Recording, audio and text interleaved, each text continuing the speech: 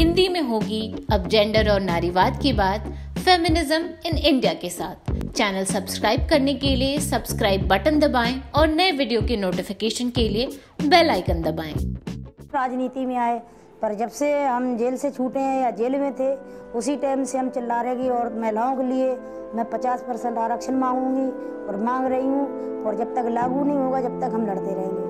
औरत कहीं ना कहीं शोषित पीड़ित है, चाहे कितने बड़े घर की है, चाहे कितने गरीब घर की है, समाज में भी शोषित है, घर में भी शोषित पीड़ित है।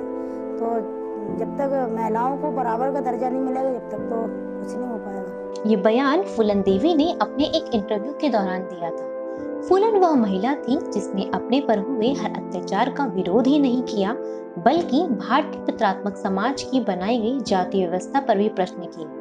क्या आप जानते हैं कि फूलन कैसे फूलन देवी बनी? वह महिला जिसने यूपी के जालौन से चंबल और फिर चंबल से दिल्ली के अशोका रोड तक का सफर तय किया।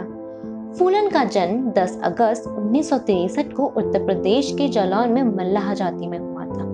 वह बचपन से अन्याय के खिलाफ लड़ने वाली महिला थी। इसके बारे में उनके जीवन के एक किस्से से पता चलता है।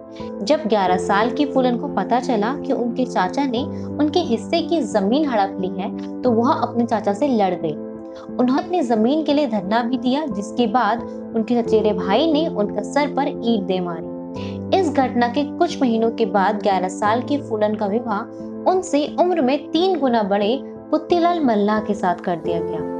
फूलन के पति ने उनका यौन शोषण किया, जिसके बाद फूलन वहां से भागकर अपने घर आ गई, लेकिन उनके घर वालों ने उन्हें अपनाने से इनकार कर दिया।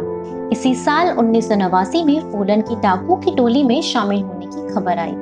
कुछ लोगों का कहना है कि डाकू को फूलन के साहस और उनके अपने परिवार और पति से संबंधों के बारे में पता था, इसलिए उन्होंने फूलन का अपहरण कर लिया। जबकि कुछ का कहना है कि फूलन खुद डाकू की टोली में शामिल हो गई थी। लेकिन फूलन अपनी आत्मकथा में कहती है कि किस्मत को यही मंजूर था कि वह डाकू की टोली का हिस्सा बनी। जब फूलन डाकू की टोली का हिस्सा बनी, तब डाकू के सरदार बापू गुज्जर ने भी फूलन का बलात्कार किया, जिसको उनके तथाकथित प्रेमी विक्रम मल्लाह ने मार दिया।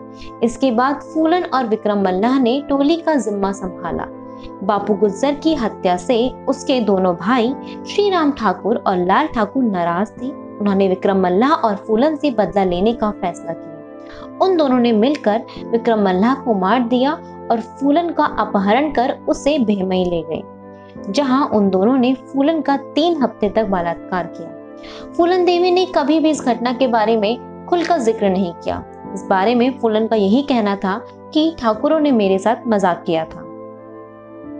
इस घटना के बाद फूलन ने मल्लाह जाति के मान सिंह के साथ मिलकर बदला लेने की ठानी। 14 फरवरी 1981 में फूलन भेमई गांव लौटी। वहां फूलन ने उन दोनों लोगों को पहचान लिया जिन्होंने फूलन का बलात्कार किया था। जब बाकी के बारे में किसी ने कुछ नहीं बताया, तो फूलन ने 22 ठाकुरों को गोली मार दी और यह घटना भेमई हत्याकांड से जाना गया। इसके बाद फूलन सिर्फ फूलन नहीं रही, वह फूलन देवी बन गई। भेमई हत्याकांड के 2 साल तक फूलन देवी ने डाकुओं की टोली का नेतृत्व किया, जिसके बाद उन्होंने खुद से पुलिस के सामने आत्मसमर्पण कर दिया। फूलन देवी 11 सालों तक जेल में रही। इसी बीच उन्होंने अपनी आत्मकथा मैं फूलन देवी पर काम भी किया। जेल से छूटने के बाद फूलन ने राजनीति में जाने का फैसला किया। साल 1996 में फूलन देवी को समाजवादी पार्टी ने मिर्जापुर से लोकसभा चुनाव का टिकट दिया, जिसके बाद फूलन देवी मिर्जापुर की सांसद बनी। अब चंबल की रानी दिल्ली के अशोका रोड के बंगले में रहने लगी थी। 25 जुलाई 2001 को ठाकुर शेर सिंह राणा फूलन से मिलने दिल्ली उनके बंगले में आए और फूलन से मिलने के बाद लौटते समय उन्होंने फूलन को गोली मार दी। शेर सिंह राणा ने फूलन देवी को मारने का कारण भेमई हत्याकांड बताया। 14 अगस्त 2014 को शेर सिंह राणा को आजीवन जेल की सजा हो गई। फूलन देवी का शोषित और महिला वर्ग की ओर एक नरम रुख था। जेल से छूटने के बाद दिए गए एक इंटरव्यू में फूलन बताती है कि वह देश के गरीब, शोषित और महिला वर्ग के लिए काम करना चाहती हैं और करती रहेंगी। फूलन का मानना था कि देश में गरीब और अमीर के लिए 2 अलग-अलग नीतियां हैं। वह देश में बदलाव का आना जरूरी समझती थी। उनके मुताबिक जब देश के सभी दलित नेता एक साथ आकर गरीबों के लिए काम करेंगे, तभी इस देश में बदलाव आ सकता है। फूलन का मानना था कि महिलाओं के लिए लड़ाई लड़ना बहुत जरूरी है, चाहे वह किसी भी जाति या धर्म की हो।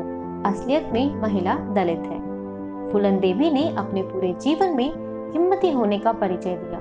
फूलन अन्याय सहने में विश्वास नहीं रखती, बल्कि उसका पुरजोर विरोध करती थी। फूलन की विरासत उन महिलाओं में देखी जा सकती है जो पिछड़े वर्ग से आने के बावजूद अपनी एक पहचान बनाते हैं और न सिर्फ अपने लिए बल्कि औरों के लिए भी लड़ती है।